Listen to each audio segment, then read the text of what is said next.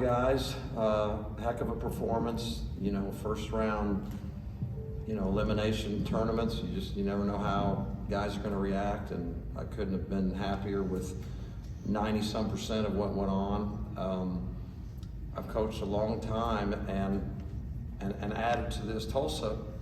Well, let me say this, Tulsa, I want to give a lot of credit. They played outstanding yesterday to beat Wichita. I was so impressed with them yesterday, and they started out pretty impressive today. Tulsa is top 20 in the country in forcing turnovers, and that was not a huge emphasis of ours, but something we talked about, that we need to be strong with the ball.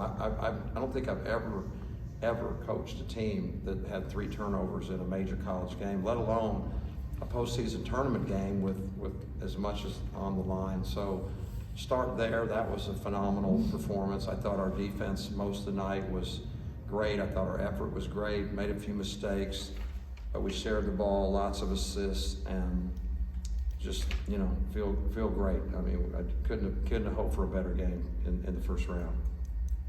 All right, we'll start with questions in the room. If you could raise your hand and wait for the microphone before asking away. Tim, you said with first games in conference tournaments, you really, especially after a bye, you never really know how your team's going to react. I guess, when did you kind of gain confidence that tonight was going to be, as good of a night as it turned out to be? Yeah, it just felt good early. Sometimes you can. When a team has played, my experience is there's a plus minus being the team in Tulsa's situation. The plus obviously is they've already gotten the feel of, we're in a conference tournament, the pressure that goes along with that. They won a game, they gain confidence. The next night they're playing again, and usually there's a comfort in that. Of course, the downside of that is you're not as fresh as the other team. But so in a first round, I think first rounds are the hardest. I always have, because you just don't know if your players are going to get comfortable quickly. And I could tell we were comfortable early. So I did feel good. Really, the first 3, 4, 5 minutes, I could tell that we were, we were in the right mindset. And so I didn't know that we would play as well for the whole game that we did, or certainly the second half, but I could tell that we were in pretty good shape early on. Kendrick, you finished with 24 points and obviously struggled with your shot in the first half. Coming out after halftime, what do you go through in your head to try to shake out of that and get back on track for the second half? Nothing. My teammates just told me keep shooting. I had great looks, and this ain't my first half I went, struggling. I done had a couple halves like this, so I mean, you just keep shooting it. Eventually, one either go in or they don't. But I'm gonna stay aggressive. They told you to keep shooting, huh? I almost told you to quit shooting, so that's good. You got to listen to your teammates, for gosh sake. That might be a career high. 15-3.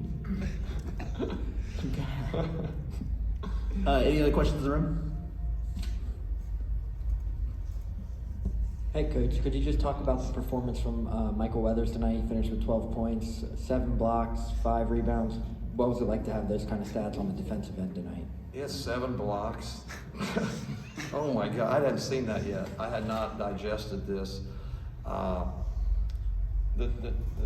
Twins, as you well know, they stuff stat sheets, and per inch, they get as much done as maybe anyone in the country. Michael, certainly, you got to admit, even Marcus, you got to admit, per inch, Michael's got to be the best shot blocker in America without a doubt, let alone just period. But I've never seen a guy with a bit better knack, or at 6'3" that can do that. But he's had double-figure rebounds. He's had 7 blocks is just amazing. He scores, he drives, he does so many things.